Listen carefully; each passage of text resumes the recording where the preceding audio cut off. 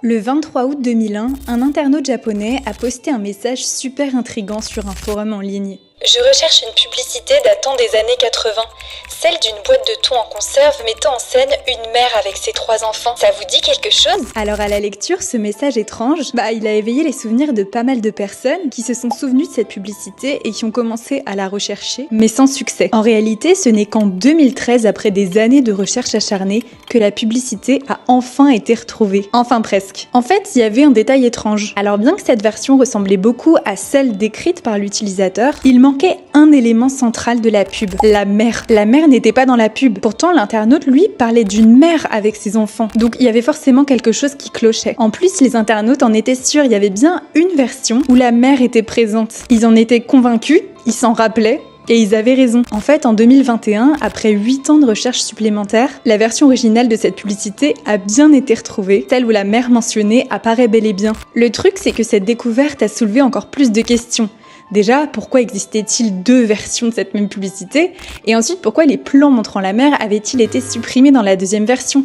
Aujourd'hui, on va plonger ensemble dans ce mystère pour tenter de résoudre l'énigme de la publicité aux 2 versions. Alors installe-toi confortablement et prépare-toi à découvrir cette histoire fascinante. Viens voir la bibliothèque de l'horreur.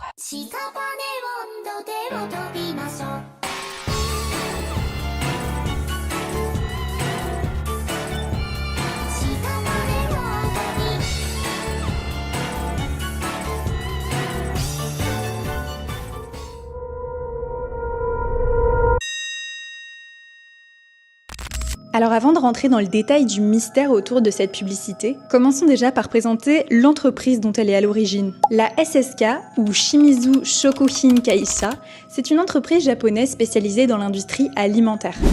Elle a été fondée dans les années 1920 et a une longue histoire de production et de commercialisation de divers produits alimentaires, notamment des boîtes de conserve proposant divers produits du genre des sauces, des fruits, des légumes ou encore du thon. Et aujourd'hui justement, c'est du thon dont on va parler.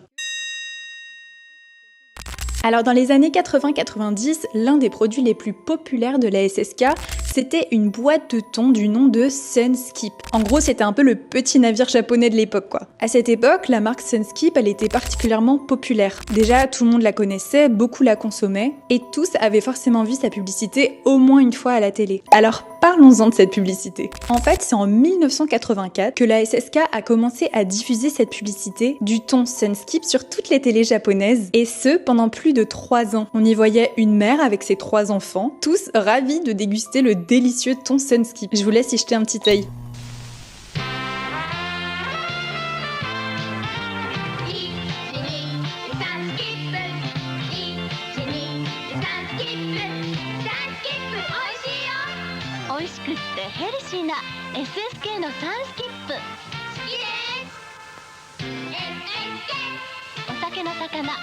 SSK のオードブルツナが大好きな主人。好き。Comme vous pouvez le voir, c'est à première vue une publicité assez classique. Mais ce qui est étrange, c'est que en 1987, SSK a décidé, pour une raison que l'on ignore encore, de modifier cette publicité en coupant complètement la mer de tous les plans. Regardez.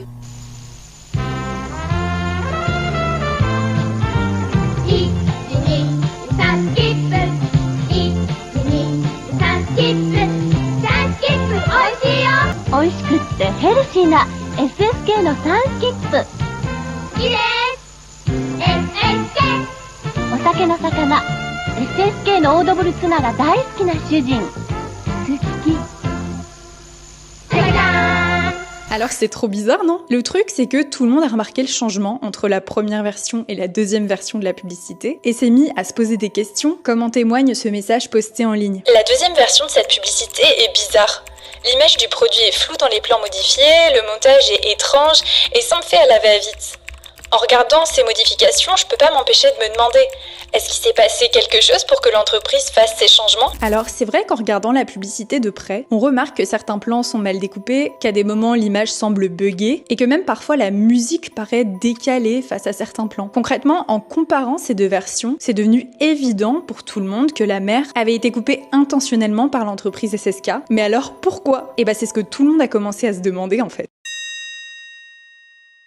Du coup, après cette découverte, de nombreux internautes ont commencé à se questionner et à partager différentes théories, certaines suggérant que l'entreprise n'avait peut-être pas les moyens de produire une nouvelle publicité, d'autres que l'enregistrement initial aurait pu être endommagé, etc., etc. Le truc, c'est que rapidement, cette histoire a commencé à prendre de l'ampleur et des théories beaucoup plus sombres ont émergé et gagné en popularité. Par exemple, beaucoup de personnes se sont mises à se demander si quelque chose de grave n'était pas arrivé à l'actrice ou si elle n'avait pas commis un acte illégal, forçant l'entreprise à modifier la publicité pour se distancer d'elle. Après tout, ce genre de choses est déjà arrivé, surtout au Japon, où les normes sont particulièrement strictes. Bref, pour comprendre la vérité derrière toute cette histoire, les internautes ne se sont pas contentés de spéculer, ils ont aussi enquêté. Et pour comprendre ce qui s'était réellement passé avec cette publicité, ils se sont mis d'abord à enquêter sur la principale intéressée, c'est-à-dire la mère. De plus en plus de gens se sont intéressés à l'identité de cette mystérieuse femme, et après des années de recherche, c'est en 2021 qu'un internaute japonais est apparu sur un forum en ligne, publiant le message suivant. Cette femme que vous recherchez, je sais qui c'est.